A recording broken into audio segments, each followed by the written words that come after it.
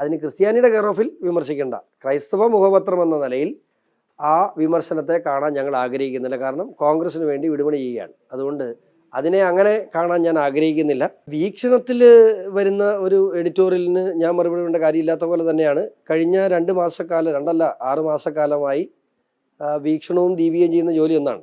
അപ്പോൾ അത് സ്വാഭാവികമായിട്ട് അവർ വിമർശിക്കണം, കുഴപ്പമില്ല.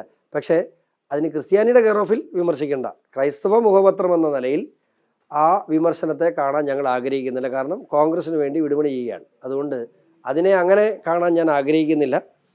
സഭാ നേതൃത്വത്തെ ഔദ്യോഗികമായി ദീപികയിൽ നടക്കുന്ന ഇത്തരം പ്രവർത്തനങ്ങളെ നിയന്ത്രിക്കേണ്ട സാഹചര്യമുണ്ടോ എന്ന് സഭാ നേതൃത്വത്തെ അറിയിച്ചിട്ടുണ്ട്. പരാതിയായി തന്നെ ഞാനത് എഴുതി കൊടുക്കും. ഈ രാഷ്ട്രീയ കവലച്ചട്ടമ്പി, രാഷ്ട്രീയ അവസരവാദി, അങ്ങനെ ചില പ്രയോഗങ്ങളൊക്കെ അതിലുണ്ട്. അല്ല, ഞാൻ പറഞ്ഞില്ലേ, ഫാരിസ് അബൂബക്കർ ഒരു സമയത്ത് ഫാരിസ് അബൂബക്കർ ഈ സ്ഥാപനം എടുത്തുകൊണ്ട് പോയി. അയാളുടെ കയ്യിൽ നിന്ന് ഒരു തരത്തിൽ അത് പിടിച്ചുകൊണ്ട് വന്നു.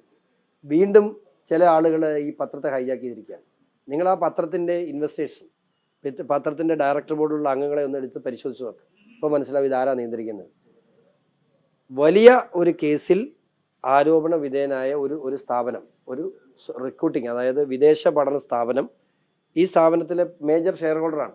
അയാളിപ്പോൾ ആ സ്ഥാപനത്തിൻ്റെ പ്രധാനപ്പെട്ട ചുമതല വഹിക്കുന്ന ഒരാൾ കൂടിയാണ്. അപ്പോൾ എഡിറ്റോറിയൽ പോളിസിയിൽ സ്വകാര്യ വ്യക്തികളുടെ താല്പര്യങ്ങൾ കടന്നു വരുമ്പോൾ അത് സഭയുടെ നിലപാടായി വ്യാഖ്യാനിക്കപ്പെട്ടാൽ സഭാവിശ്വാസി കൂടിയായി എനിക്ക് അതിനെ കണ്ടുകൊണ്ട് നിൽക്കാൻ കഴിയില്ല. അതാണ് ഞാൻ പ്രതികരിച്ചത്.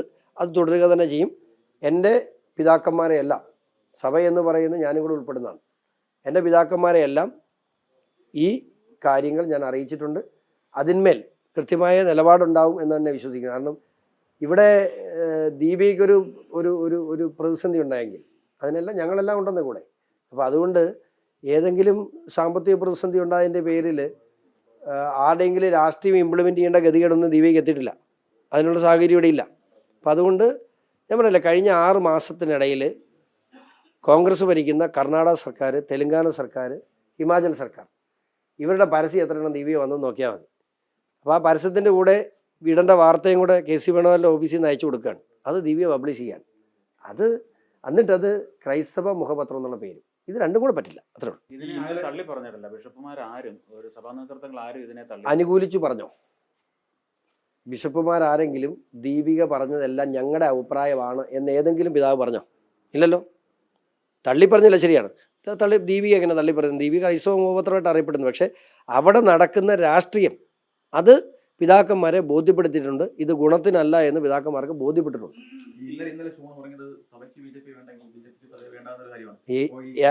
ആ വീഡിയോ എവിടെയെങ്കിലും കണ്ടായിരുന്നോ? അത് എൻ്റെ പൊന്നു സഹോദരൻ, അത് ഏഷ്യാനെറ്റിൽ വന്നൊരു കാർഡാണ്. എന്തായാലും ഞാൻ സഭയ്ക്ക് ഇത്തരത്തിലുള്ള പാർട്ടി വളരെ ഓപ്പണായിട്ടാണ് സഭയ്ക്കൊപ്പം നിൽക്കുന്നത്. സഭയുടെ ഏത് വിഷയങ്ങളിലും നമ്മൾ ഇടപെടുന്നുണ്ട്. ഞങ്ങളെ വേണ്ടെങ്കിൽ പറയണം എന്നാണ് പറഞ്ഞത്. സഭയ്ക്ക് വേണ്ടെന്ന് വെച്ചാൽ ഞങ്ങൾ വേണ്ടെന്ന് വെക്കണം എന്നല്ല പറഞ്ഞത്. സഭയ്ക്ക് വേണ്ടെന്ന് വെച്ചാലും ഷോൺ ജോർജിന് വേണ്ടെന്ന് വെക്കാൻ പറ്റൂ. കാരണം ഷോൺ ജോർജ് സഭയുടെ ഭാഗമാണ്. എന്നെ ഇതിനകത്ത് നിന്ന് പുറത്താക്കാൻ ആർക്കും അവകാശമില്ല. ഇടയ്ക്കിടയ്ക്ക് ഫാരിസ് അബൂബക്കർമാർ കൊണ്ടുപോകും. ഇപ്പോഴും അത് തന്നെ സംഭവിച്ചേക്കുന്നത്.